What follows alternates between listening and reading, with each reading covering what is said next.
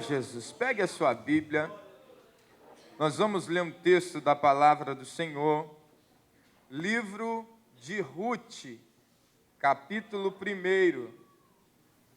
E sucedeu que nos dias em que os juízes julgavam, houve uma fome na terra, pelo que um homem de Belém de Judá saiu a peregrinar nos campos de Moabe, ele, sua mulher e seus 2 filhos. Era o nome deste homem Elimeleque, e o nome de sua mulher Noemi, e o nome dos seus 2 filhos Malom e Quilion, efrateus de Belém de Judá. E vieram aos campos de Moabe e ali ficaram. E morreu Elimeleque, marido de Noemi, e ficou ela com os seus 2 filhos, os quais tomaram para si mulheres moabitas, e era o nome de uma Orfa e o nome de outra Ruth, e ficaram ali por 10 anos. E morreram também ambos, Malom e Quilion, filhos de Elimeleque, ficando assim esta mulher desamparada dos seus filhos e do seu marido. Amém? O texto que nós escolhemos nessa noite para meditar com a igreja nos traz uma palavra muito maravilhosa do Senhor para o nosso coração.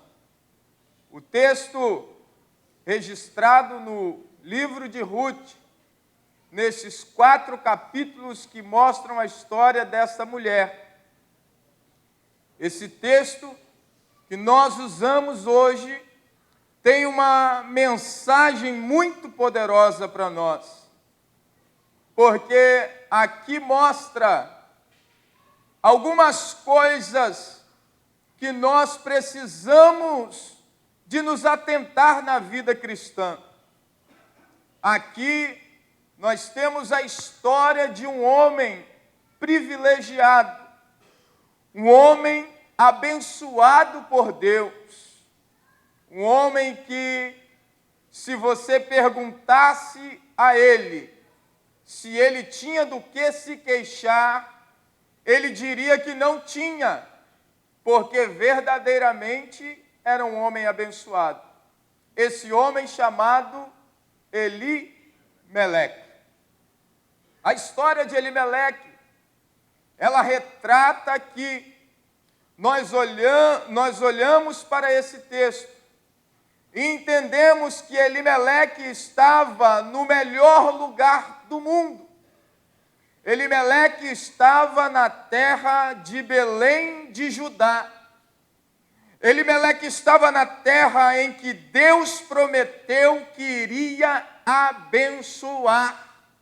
Elimeleque estava no lugar onde Deus disse que as suas mãos estariam ali operando contra os inimigos e contra todos aqueles que se levantavam contra aquele povo.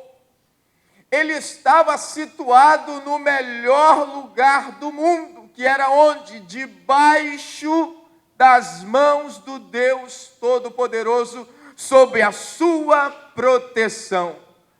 E não só isso, Elimeleque também tinha uma esposa, era casado, ele tinha uma família e, melhor ainda, naquela época as mulheres eram consideradas mais abençoadas se gerassem filhos homens, que poderiam dar sequência à genealogia do seu marido.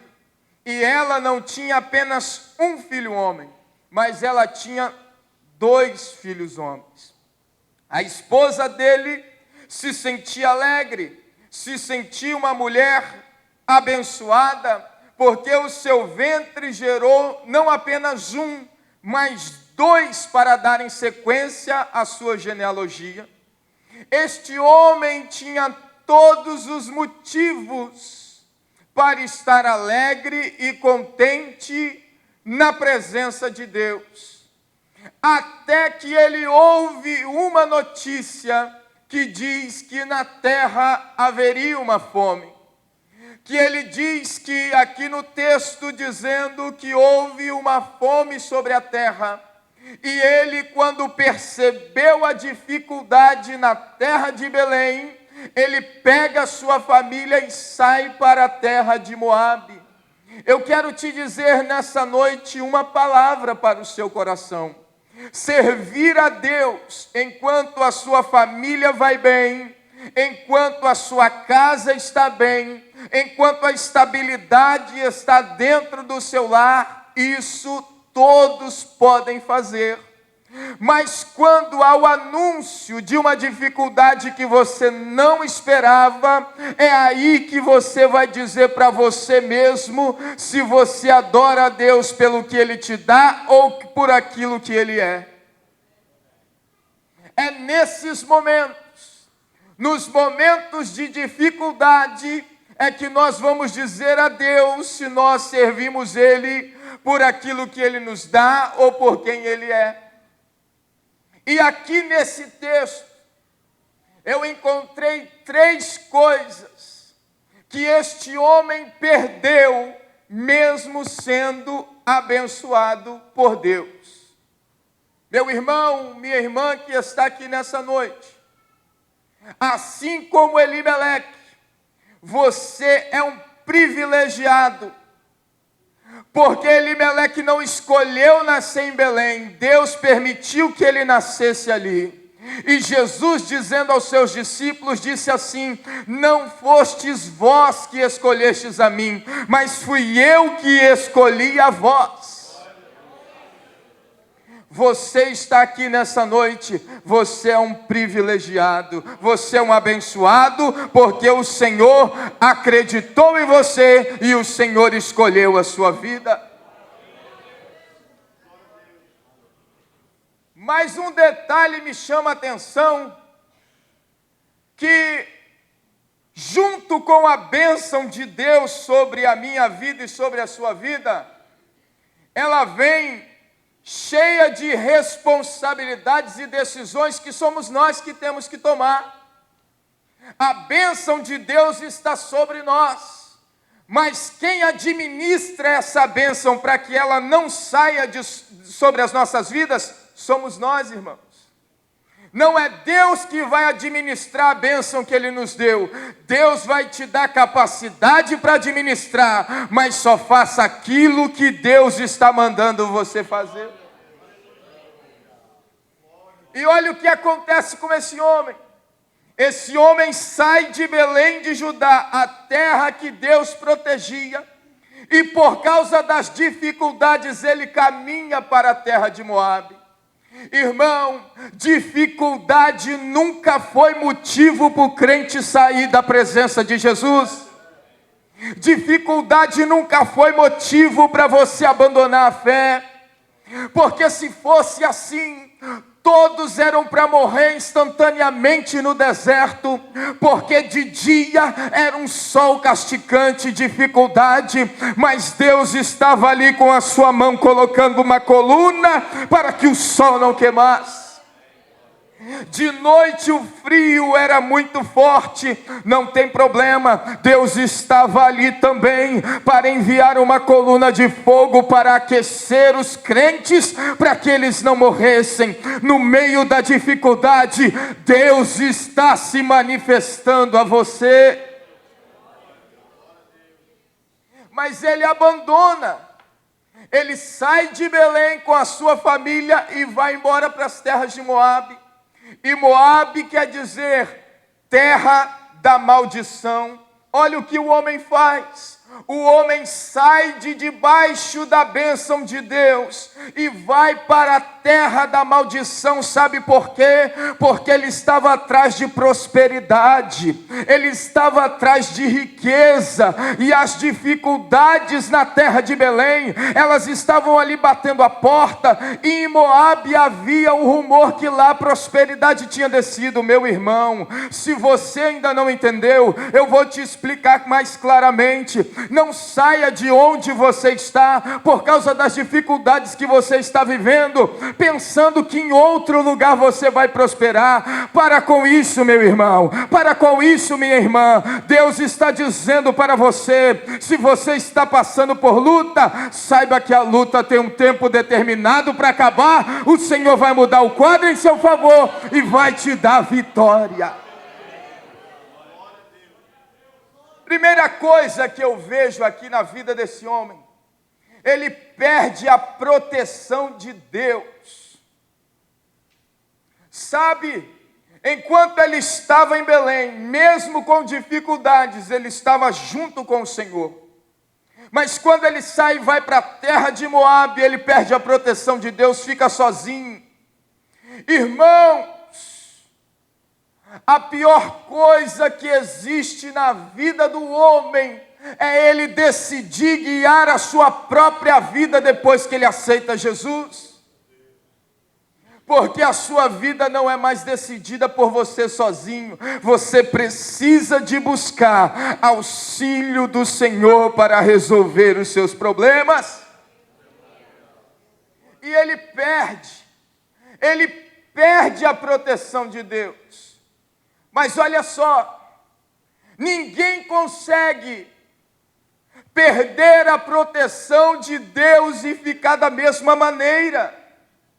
Perdeu a proteção de Deus, você começa a se afundar no pecado, você começa a se afundar na mentira, não tem jeito.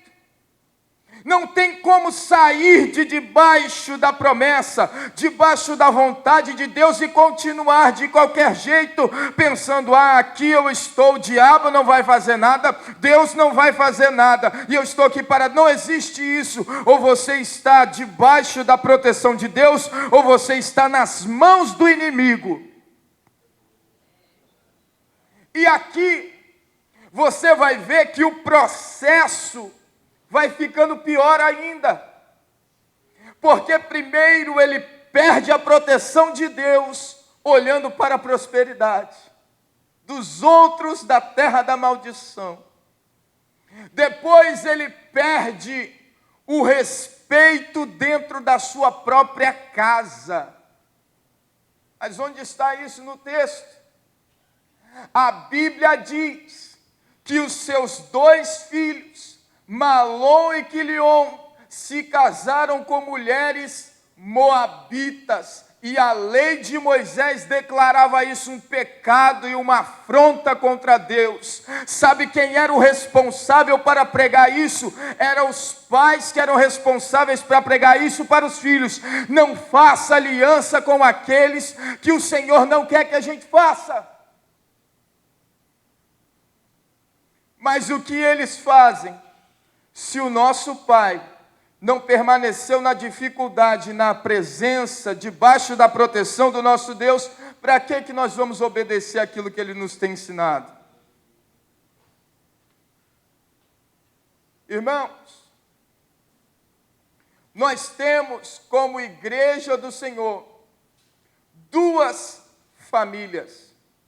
Uma que nos acompanha dia a dia, que é a nossa família, que nós vivemos com eles, parentes, irmãos, pais, esposa, filhos. Nós temos essa família, que muitas das vezes as nossas palavras não dizem tanto quanto as nossas atitudes. Que muitas das vezes aquilo que nós falamos não vale tanto do que aquilo que nós praticamos. E está todo mundo observando as nossas atitudes, e amanhã as opiniões serão formadas diante das decisões que nós tomamos diante das dificuldades. E as dificuldades daquele homem levaram ele para fora da proteção de Deus. E os seus filhos não quiseram mais respeitá-lo e não quiseram mais os mandamentos do Senhor, porque o pai abandonou a proteção do Senhor. Está vendo como que a coisa vai tomando proporção? Está vendo como que a coisa é muito mais séria do que nós pensamos?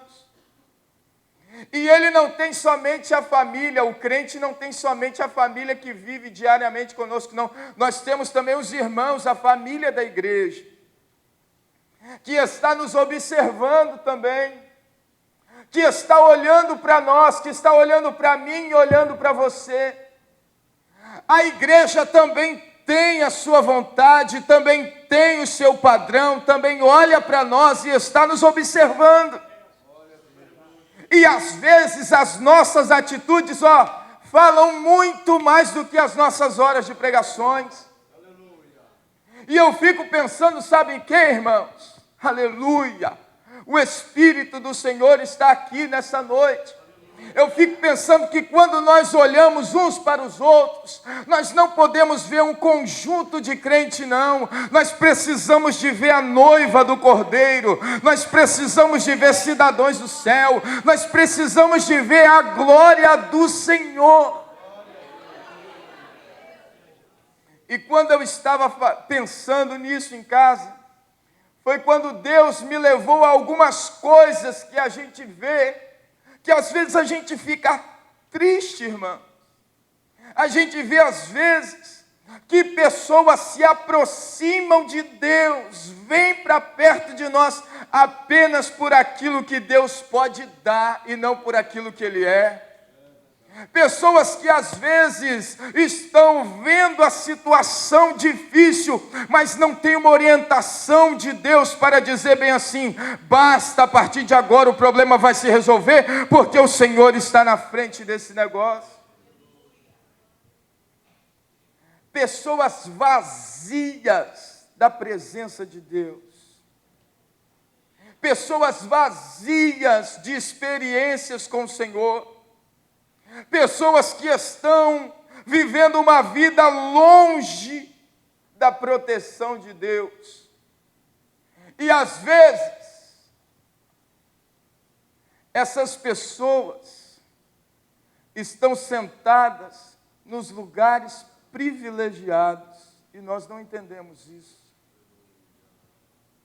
E às vezes, o que nós estamos vendo é apenas a carcaça humana, mas a comunhão com Deus já foi embora há muito tempo.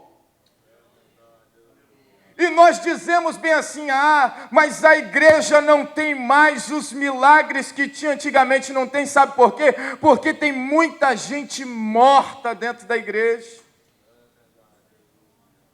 Sabe? Tem muita gente que ainda vem para a igreja, irmão, olhando e perguntando: quem é que vai pregar hoje? Quem é que vai cantar? É fulano de tal. Meu irmão, como é que nós estamos entrando no templo para adorar a Deus? E o Senhor ministrando à tarde comigo sobre isso, eu fiquei maravilhado, sabe por quê? Porque o pastor Samuel parou de falar. Irmãos, isso é sério demais, é o Espírito Santo que é o dono da igreja. Pastor Samuel parou de falar e falou bem assim: eu vou esperar os irmãos parar de conversar para mim poder continuar falando. Irmãos, o que nós estamos fazendo dentro da igreja? Para que nós viemos para cá, irmão? Para que? O que você veio fazer aqui?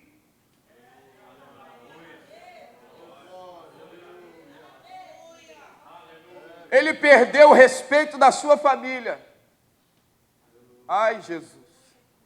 Pastor Samuel, Deus está me incomodando aqui, eu vou... Aleluia. E muitos estão perdendo o respeito dentro da igreja, sabe por quê? Estão cobrando aquilo que não fazem. Às vezes eu vejo, eu estou aqui debaixo da orientação do Espírito Santo. É Deus que está me dando isso aqui. Às vezes a gente vê que tem pessoas que ficam sentadas no culto assim, olhando para um lado e para o outro, mas quando pega o microfone, quer botar fogo no arraial. Como é que põe aquilo que não tem?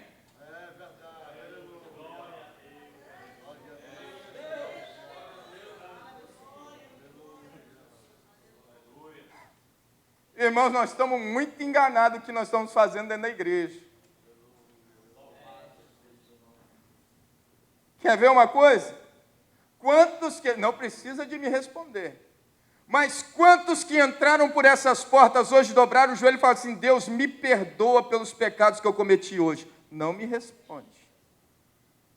Quantos que entraram hoje e não pararam para bater papo com ninguém? Primeiro dobraram o joelho para falar com Deus. O que nós estamos fazendo aqui, irmãos? O que nós estamos fazendo aqui? Olha só uma coisa que eu ouvi uma vez um pregador dizendo aqui na igreja: o culto é para quem? Para quem que é o culto? Ah, eu não vou na igreja hoje não, porque é culto das irmãs, eu não gosto. Ah, é? O culto é para você gostar? É culto de quê? De jovens? Vou nada, um monte de jovem cantando. Ah, o culto é para os jovens? Irmão, então não vem mesmo não. Não vem não. Porque Deus não precisa de quantidade. Se tiver 2 ou 3 reunidos para glorificar Ele, Ele vem receber o culto. Você está sentindo Ele aí nessa noite? Cadê os que estão sentindo a presença dEle aqui nessa noite? Então nós estamos em mais de 2 e 3, não é verdade? Se só 2 começarem a glorificar aqui, olha só, segura aí, segura. Pedi só ao Wesley e o Alex para dar um glória a Deus aí, só vocês dois. Glória a Deus. Ótimo, ó, só 2 aqui, ó. E Jesus se manifesta por causa desses 2, não é verdade? E agora essa multidão que está aqui, a gente pode dar um glória a Deus junto? Ah, meu irmão, aleluia. Ele não resiste a isso.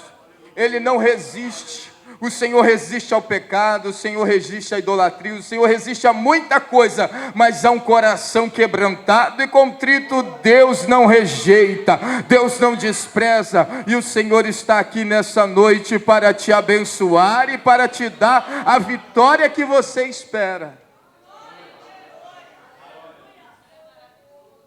Por último, para nós finalizarmos, que o tempo já foi, ele perde a sua vida, ele morre. Sabe o que acontece com a gente, irmãos?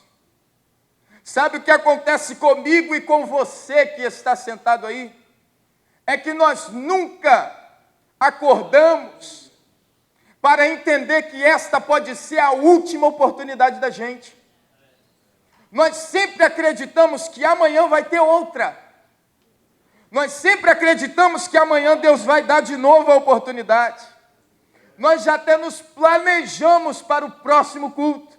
Olha bem, nós estamos nos planejando para amanhã estarmos aqui no seminário. Mas e se Deus não quiser que você esteja? Quem é que vai dizer para Deus: Deus, para aí que amanhã eu tenho que ir para o seminário? Quem é que vai falar isso? O mal do crente é dizer o seguinte: eu já conheço Deus tanto que amanhã eu tenho outra oportunidade. E às vezes Ele não dá. E é aí que muita gente se perde. É aí que eu digo que tem muita gente dentro da igreja que só está a carcaça em pé, parece manequim. Está vestido, tem uma bela aparência, mas não se movimenta, não glorifica, não está vivo, está morto na presença de Deus. Ah, mas Deus não faz isso mais porque nós vivemos na graça. Não tem gente que diz assim: Deus não mata mais porque nós vivemos na graça. Não tem gente que diz assim? Quem falou isso? Vai ler a Bíblia.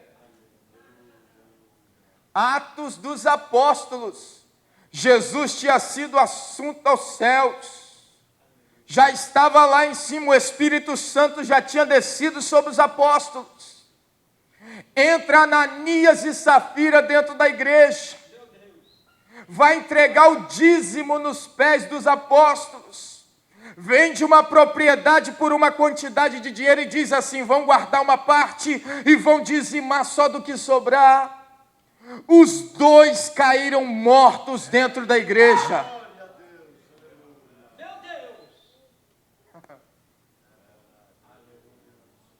Irmão, porque sonegou dízimo. Por causa de dízimo. E tem muita gente que fala assim: pastor Samuel está interessado porque está querendo o dízimo da gente. Irmã, tem muita gente que está morta dentro da igreja. Sabe por que Deus me deu essa palavra?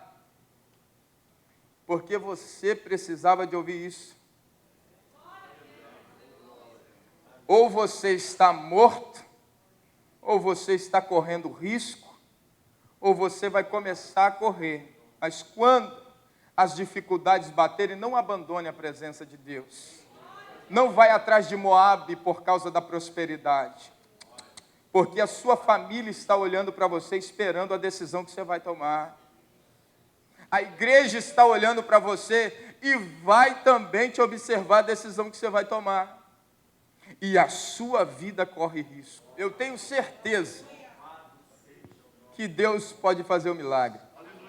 Eu creio nisso, claramente, porque Deus faz milagres. Só que é o seguinte: Deus não é pai de santo para ficar cobrando e pagando ofertas com milagres. Deus não é. Deus está preocupado muito mais do que apenas em fazer milagre na sua vida. Deus quer você por completo. Tem mais alguém que essa noite quer fazer uma aliança com Jesus? Não é conosco não, nós não temos nada para dar não, né, irmã Aparecida? Mas Ele tem tudo, não tem? Ele tem tudo para te dar. Ele tem tudo. É só você fechar os olhos e ouvir a voz dele dizendo: eu sou contigo, acabou. O gigante pode ser grande, mas a voz que vai falar com você, eu estou contigo, é muito superior ao gigante. Aleluia.